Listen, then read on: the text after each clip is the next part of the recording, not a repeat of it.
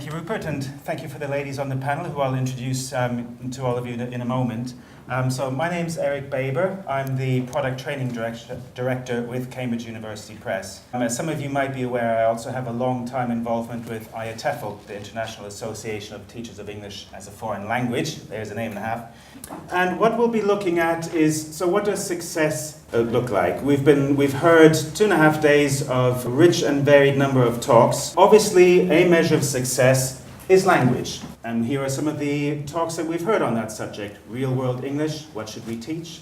Creating a communicative classroom for primary learners. Spoken grammar, why is it important? So obviously language is an important measure of success, but it goes way beyond that. We've had talks on 21st century skills. Are we asking the right questions? Data and learning in the digital age, which in itself may not necessarily have that much to do with language, but we feel now is important. Developing global competence in ELT. Positive education, yesterday's closing speaker, and then obviously Zoltan's talk just now, motivating L2 learners and teachers through vision.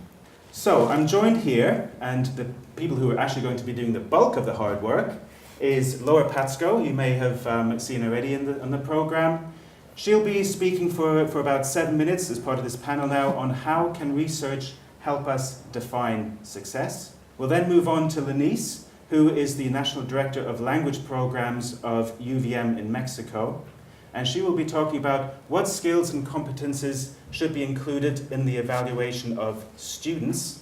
So we'll be looking at learners, what constitutes success for the learner. And then Silvana will give us another 7 minutes on what does success mean for the teacher and the school?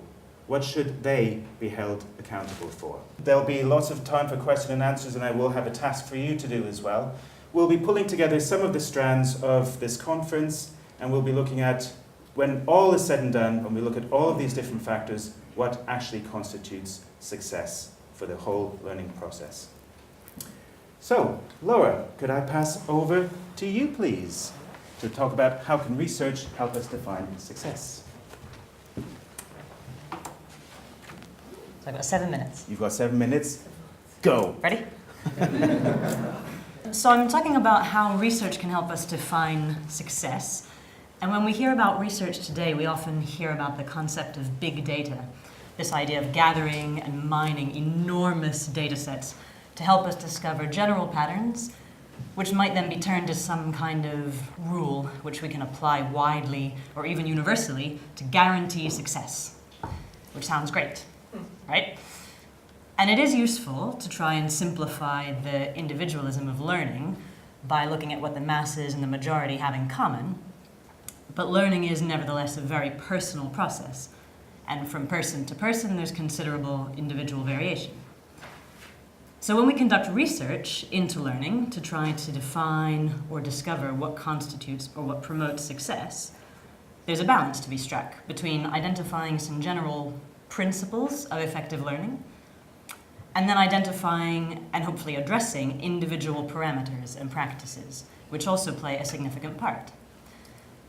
So I'm going to give 2 illustrative examples, which I've imagined, but I hope they'll be familiar. So principle number 1, motivation is key to learning, as we've seen this morning in the plenary. And so let's look at 4 individual learners and what this might mean for them. Not as a general principle, but their individual parameters, how they themselves enact this. So there's Maria, let's call her. She's 27, she's from Colombia, and she feels motivated when she can understand a song in English and sing along. There's Murat, he's 35, he's from Turkey, and he's motivated by the desire to communicate with the family of his Australian wife. There's Helen, she's 19, she's from China. She's motivated by the need to pass her IELTS exam, which in turn is motivated by her desire to study engineering at a university in Scotland where English is the medium of instruction. And then we have Claudio, and he's in his 50s, he's from Italy.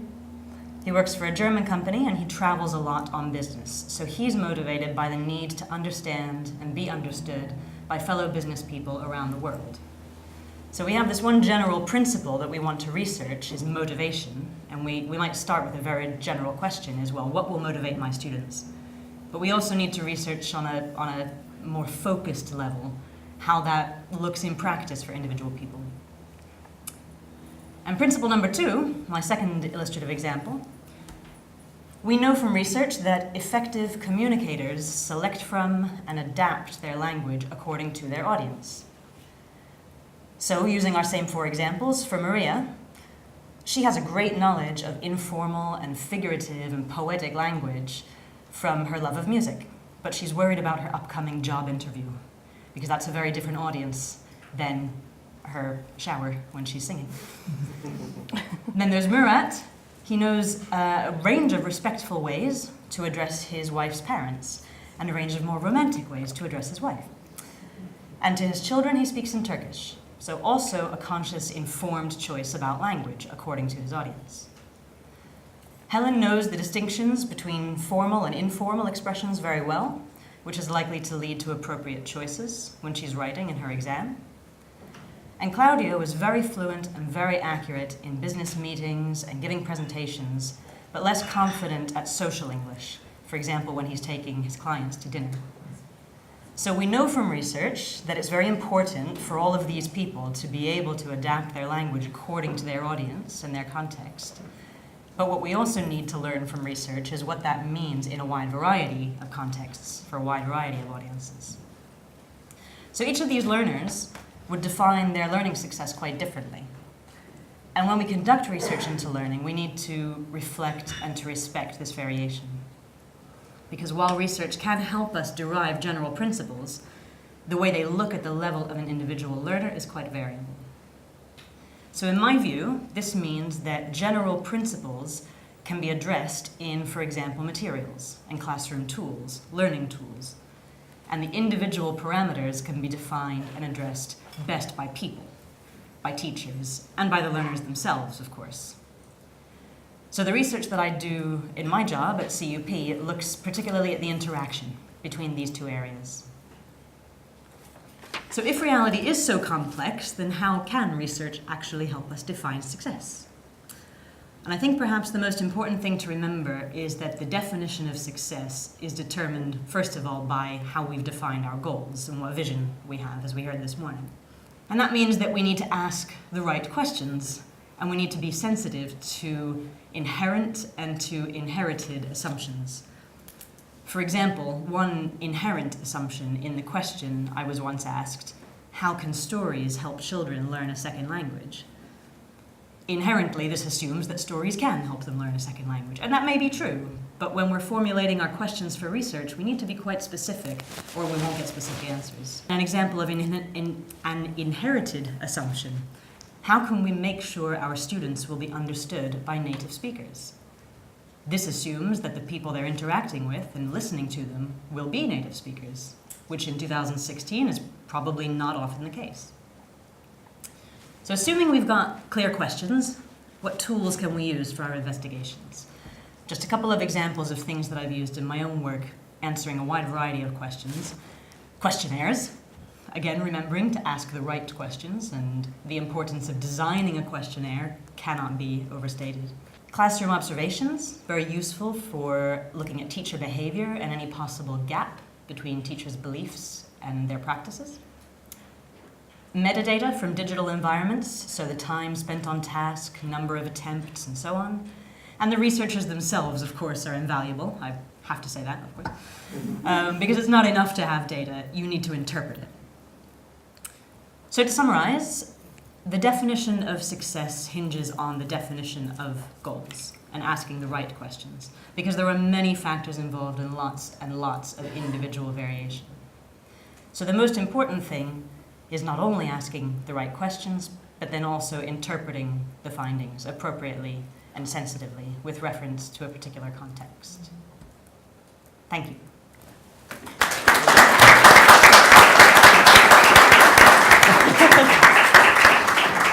Thank you very much, Laura. We're laughing at each other because yesterday she sent me an email, Laura sent me an email saying that she had rehearsed her contribution and it was 7 minutes and 5 seconds. So I sort of tutted and said, oh, I don't know about that. And it just now she showed me her clock, it's 7 minutes and 5 seconds. Wonderful. Thank you. Thank you very much, Laura. I think in addition to asking the right questions and then finding the answers, the one thing that really jumped out at me, a keyword there, was that of setting the goal. What is it that we or they are trying to achieve? And obviously a key we or they there are the students. So without further ado, Lenise, can I hand over to you? Okay. There is the clicker. So Lenise will now tell us a little bit about what she thinks is a measure of success for students, for her learners. Thank you. So I want to jump right in by saying that this is a room full of great minds. And when you put this kind of mix of people together, a lot of big ideas come out.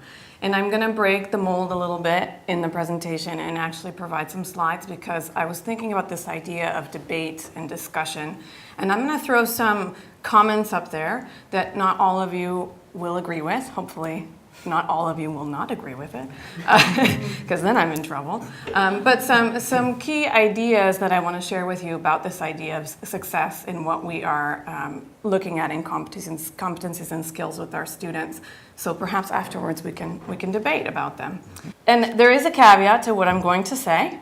Or a warning perhaps, and those two ideas there are that nothing should be evaluated that we're not explicitly working with our students on in the classroom. And I think that as colleagues who observe teachers, we see this happen a lot. And we see this happen a lot, especially with competencies that are a bit harder or a bit more difficult to evaluate. The second is that nothing should be evaluated that is not specified in the course outcomes. That doesn't mean you can't include other things in the classroom, but don't evaluate them unless they've been specified in the outcomes. The implications for that, however, is that everything that you propose to work with your students on does need to be included in an evaluative manner in the curriculum and needs to be shared with your learners and other stakeholders. And that can seem overwhelming at times. But if we don't include those things, especially when we talk about there's many words out there, right? We talk about 21st century skills, we talk about soft skills, we talk about the social competencies, we've talked about the global competencies. If they're not included specifically, we sort of take away their importance. Right? So that's a little bit of the caveat for what I'm about to share with you. I hope we can agree so far.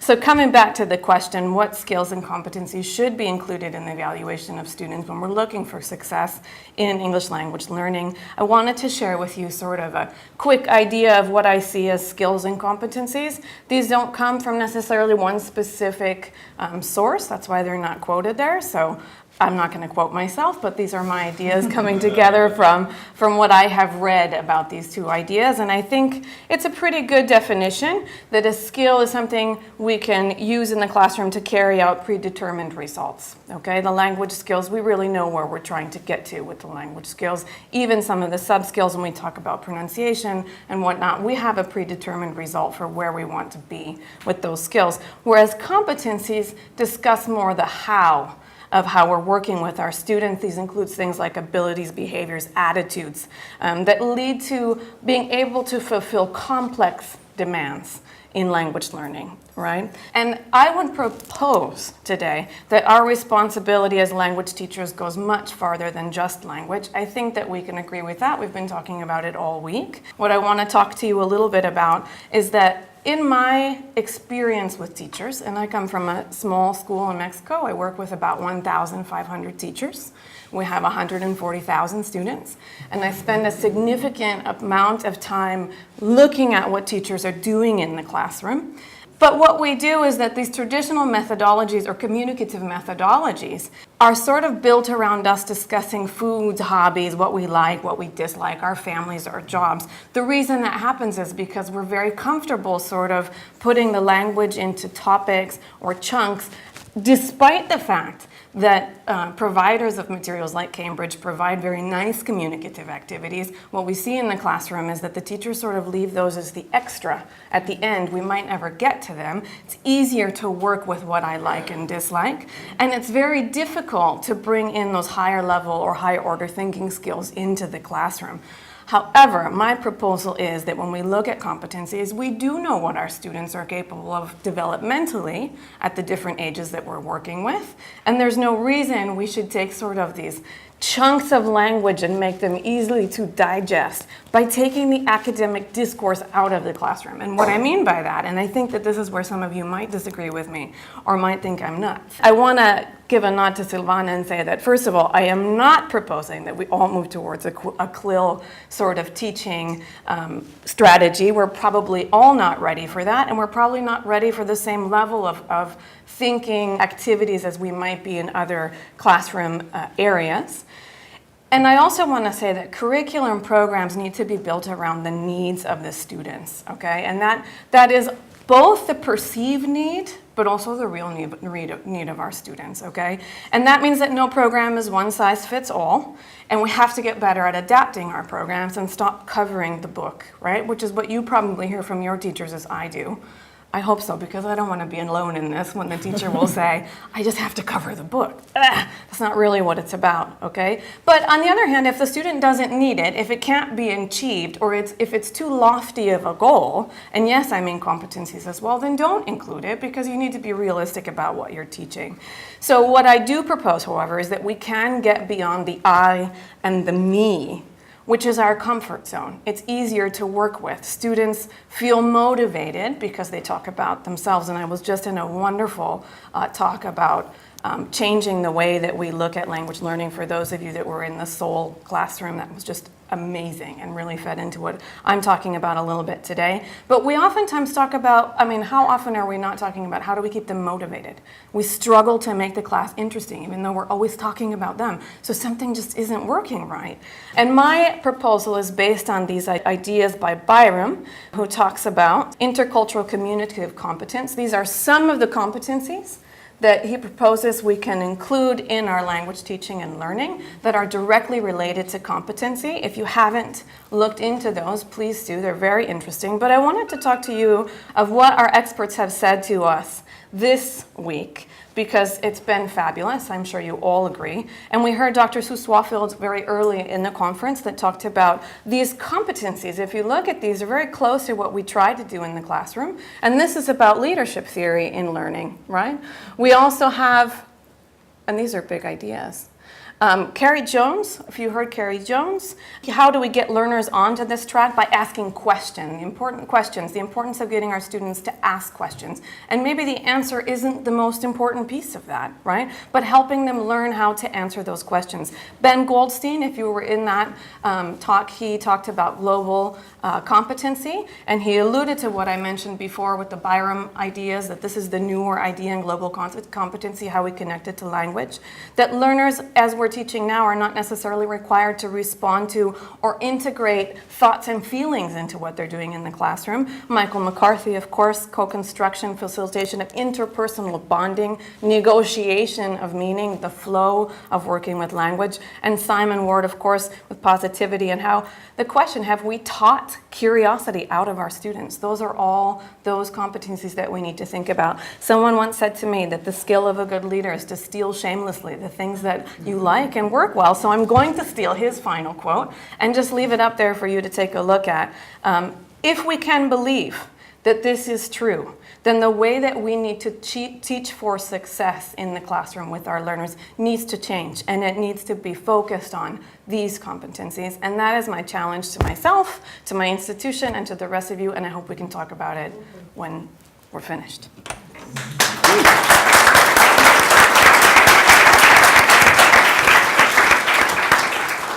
Thank you very much, Lenise, with your little school down in Mexico. Yeah. I'm just going to leave that slide up there while I hand over to the next speaker, because I think it's those last points there that are the ones that are really in question. Are these the skills that we need to be teaching or imparting or to students, or encouraging them to develop by themselves and on their own? And then the question obviously is, how do we measure those? Can I then introduce Silvana, who actually doesn't need any introduction. She opened up the conference for us 2 days ago. Silvana will now talk to us about measuring the success, or what are the keys to success for the institution as a whole. The original question was, what does success mean for the teacher and the school? So I'm going to start with the teacher, and then I'm going to move to the school. Success for the teacher. For me, success for the teacher is so much more than students being happy with a charismatic entertainer or fun activity management, where, you know, the teacher sets the task, monitors, checks a bit of, you know, how the task was done, moves on. First of all, to me, a successful teacher is a teacher of successful students. So in a way, I'm kind of cheating because I'm building on what Lenise said, and I want to explore that notion a bit more. So what does that actually mean when one is a teacher of successful students? What does it mean to be a successful student? So while this is fundamental, you know, that the students that we teach become, as a result of our interaction and our work together, successful in terms of meeting their learning goals and achieving, etc., etc. For me, also success for the teacher is when the students become, as a result of our time together and our interaction and our teaching and learning, more confident, more motivated, more curious, more responsible for their own learning, more self-directing than when they first started learning with that teacher. Success for the teacher is when the students become more intercultural competent, when they become better equipped to live in a global world, when they negotiate an identity as a bilingual or a multilingual learner, when students are better, sort of more well-rounded than when they started, more whole as individuals, but also as members of communities and society. Now, nothing of what I have just said happens by chance or by magic alignment of the stars. It's all a combination of inspirational leadership and that particular fundamental aspect of leadership that Zoltan was talking about, vision. A teacher who has a vision. And careful design. Careful design. A successful teacher is a thinker. I've been teaching for over 25 years, and the more I think about it, the more I become convinced that a teacher is here as well as here, but here as well. It's brought about by a professional teacher who understands deeply what their job is and gets on with doing it with passion, with dedication, and without compromise. A successful teacher understands how precious class time is and maximizes both quantity of learning and quality of learning. A successful teacher does not settle for students doing the least that is enough. That for me is a mediocre teacher. A successful teacher has high expectations and creates a culture of high expectations.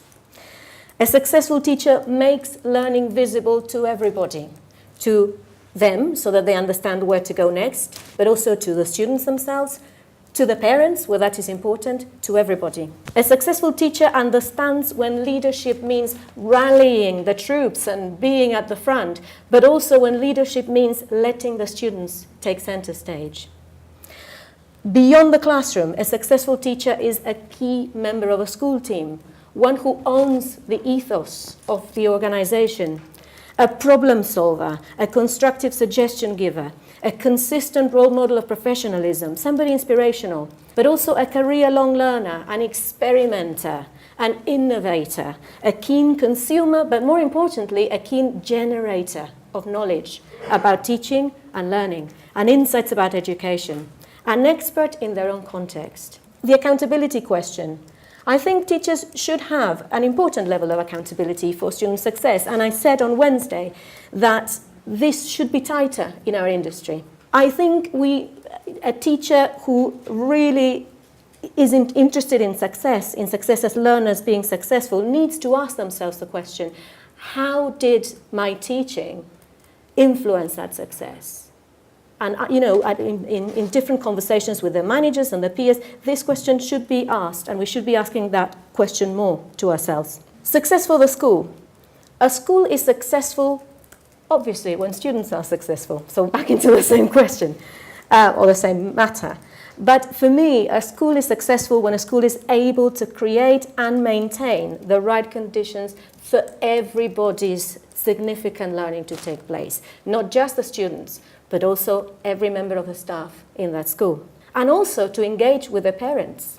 You know, and there is a dimension of educating parents as well in a successful school. It is an inclusive environment, welcoming of difference and diversity, and responding effectively to diversity and difference. It is able to recruit and retain outstanding staff. It provides effective and impactful professional development, the professional development that makes a difference to student outcomes. It keeps innovating and experimenting.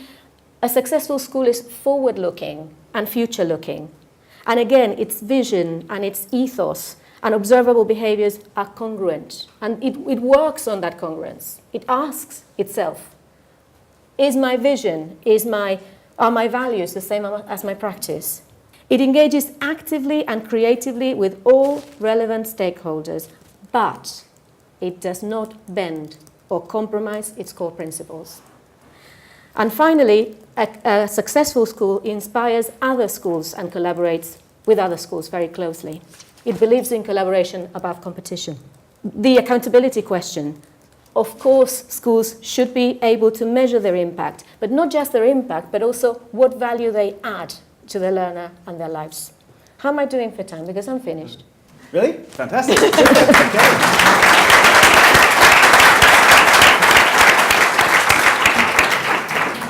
We're going to do a couple things for about 5 minutes, and then we'll round things up with Q&A and discussion and a conversation between the panel members as well. Before you arrived here, we sent you a questionnaire touching upon a range of the issues that were going to be discussed throughout the conference. And we've got the results here. So, in particular, let's look at the first question, which bears direct relationship to this panel. How much importance do you place on each of these types of success for the English language program at your institution? Shall I read it out loud? Okay.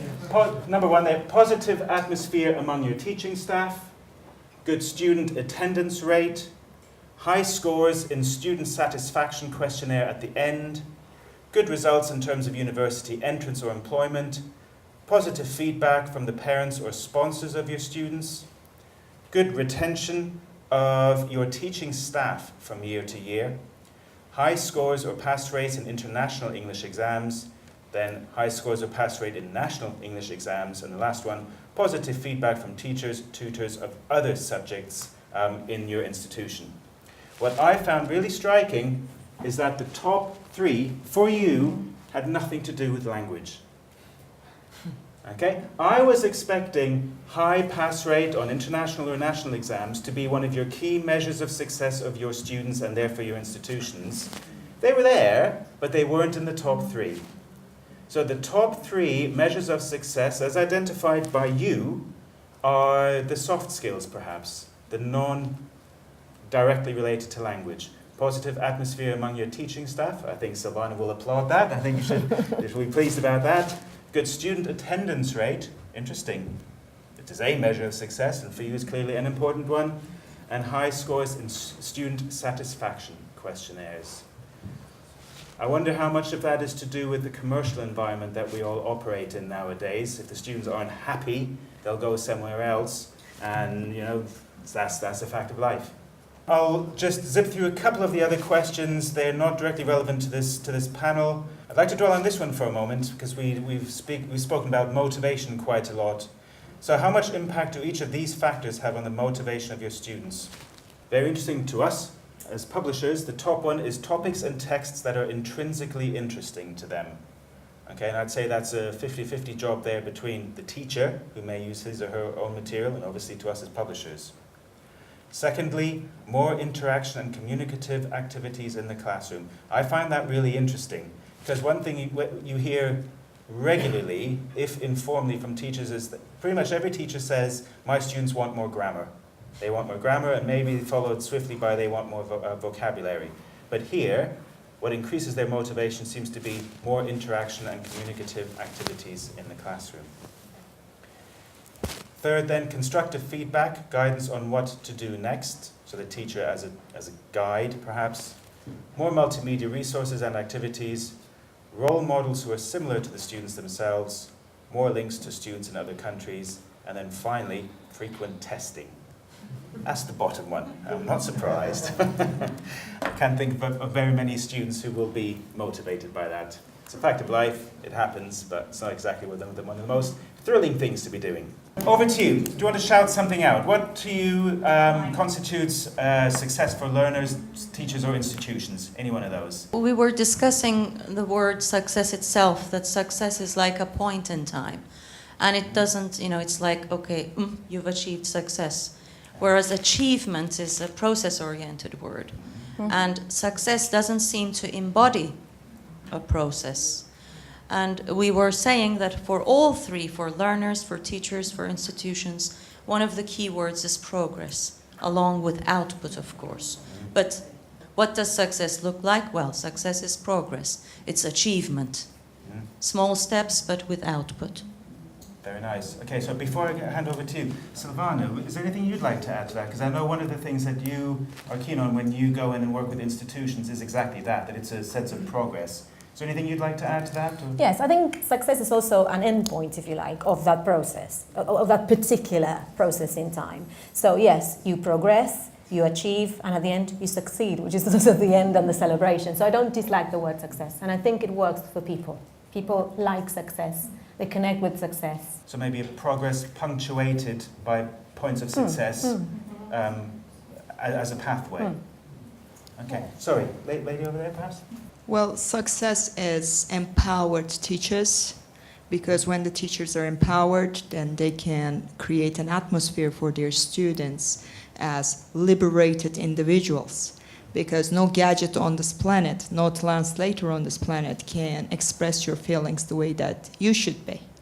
And in order to just, instead of creating passive receivers of knowledge, just creating proactive learners who are in the center of their own progress.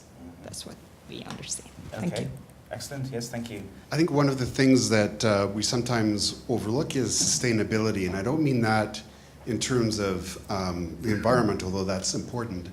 I mean in terms of keeping going ourselves as educators and helping our students keep going. And what I'm really talking about is looking after our wellness.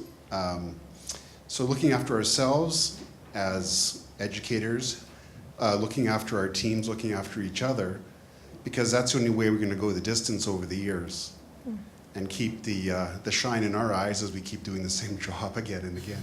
So I think that's part of success institutionally for teachers and ultimately for learners. Okay, thank you. On that note, Gillian and I had a very interesting conversation over lunch the other day. And it's really hard keeping teachers motivated over the long haul, as you say. On the one hand, you'd like to reward good teachers by giving them a permanent contract. On the other hand, that can have the opposite effect, that they sit back in a sense of comfort then. So yeah, absolutely. So you want to keep them going. I agree with progress. Success is incremental progress. And the way to perhaps measure that is through output. I hate assessment, although I had to go through a lot of them and also make a lot of assessment myself as a teacher. The ultimate assessment for me is when a learner can achieve the task he or she has set herself. Laura talked about going through an interview, being successful at an interview. That's the best assessment ever. So for me, that's success.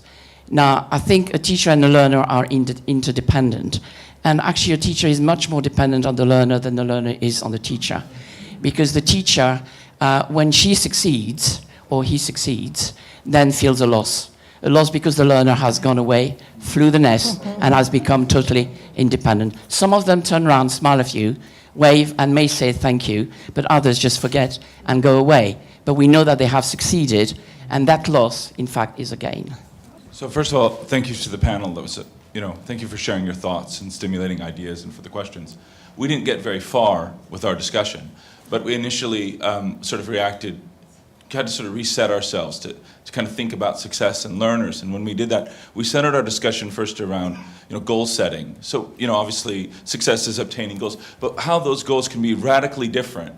So on this end, on my end, where I work in a university institution, those goals are pretty well set for learners. They want to pass courses and matriculate on through their life experience. For most of them, English is not an end in and of itself. It is just a means to attain a reality that they're looking for later on in their life. But on the other end, we have sort of private language institutions, I understand, in Britain, where learners come for really no specific purpose. They're usually youthful, young people, just sort of looking to hang out. So what is their success like in the classroom? It could just be building relationships. It could be just walking away for the summer feeling better about yourself, and it has absolutely nothing to do with learning English. And that's one of the interesting things about our profession as teachers in the classroom where the students sort of leave us, is that we are just sort of with them on a longer journey that we get to see, and not all of them can articulate. And maybe perhaps, and this might be what we were alluding to at the beginning, that articulating that success isn't necessary for everyone. Maybe that's okay. It's okay that you don't really know why you're here. Just sort of enjoy the process while you are. I would like to add that whenever doctors make mistakes, their mistakes are in tombs. Whenever lawyers make mistakes, their mistakes are in jail. Whenever teachers make mistakes, our mistakes are everywhere. So success is for everybody what we see outside. If we see somebody being the right kind of person outside, somebody has been successful. The learner, the teacher, or the institution. So success can be found everywhere. And even though it's not our success, it's a teacher's success, it's a student's success, and it's an institution success. At the beginning of this plenary of this conference, you talked about Isaac Newton, Stephen Hawking, and who was the other one? I forgot Einstein. So we have talked, we have 3 examples in there that have been revolutionary to their times, but we have many others that are right in here. And we are here because we have been successful, our teachers have been successful, and our institutions have been successful. Yes. So let's see what kind of person we would like to find around the corner. And somebody has been successful. Very nice. Thank you. Thank you. I think the real challenge there is, when do we measure that success? Not just what is success, but when. If we educate youngsters now, the success might not kick in for another 10, 15, 20 years. So that's a big question in itself. Lenise, I'm going to put you on the spot. Uh-oh. Yeah. So you have how many thousands of students a year? About 143,000. What is it that you assess in them at the end of the semester or the year? Is it purely language, or do you assess them in anything else? We do. It depends on the program a bit. At the high school level, we have about 36,000 students at the high school level. We do look a lot at attitudes and values and beliefs, Okay. and it's built into their program. And it's a tricky thing to do, but we do a lot of work with teamwork and very specific exercises that look at social responsibility. And we're looking at new ways of evaluation that include formative evaluation, but also those metacognitive skills of self-reflection and understanding who you are as a learner. So there's a lot of student evaluation. Of course, I'm speaking of the ideal. In the classroom, we're still working on getting there. But we do evaluate those competencies in a very specific way.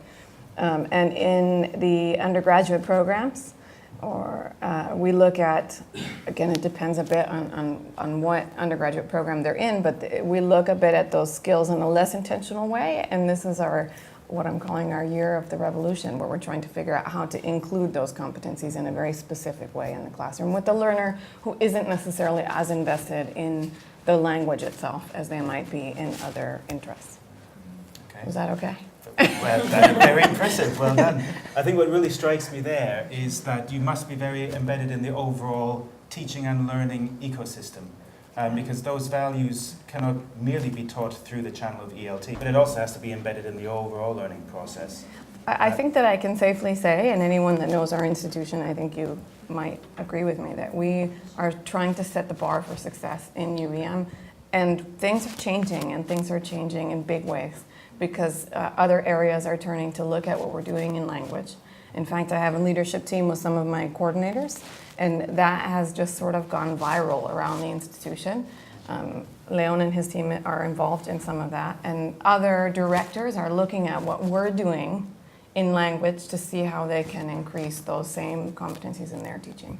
We're not there yet, and we won't be there for a while, but I think that it's a huge thing to change an institution like that, of that size, and it will take some time. I think, well, Silvana, you can probably speak to that. It's pretty much the challenges of turning around any size of institution. Absolutely, yes. Yes, and it's all, agree totally with Zoltan. The beginning is a vision. The beginning is setting a vision of wanting to be outstanding and to create outstanding teaching and learning experiences for all the students and work from there. So what are some of the carrots and sticks that could be deployed? Somebody used that term today.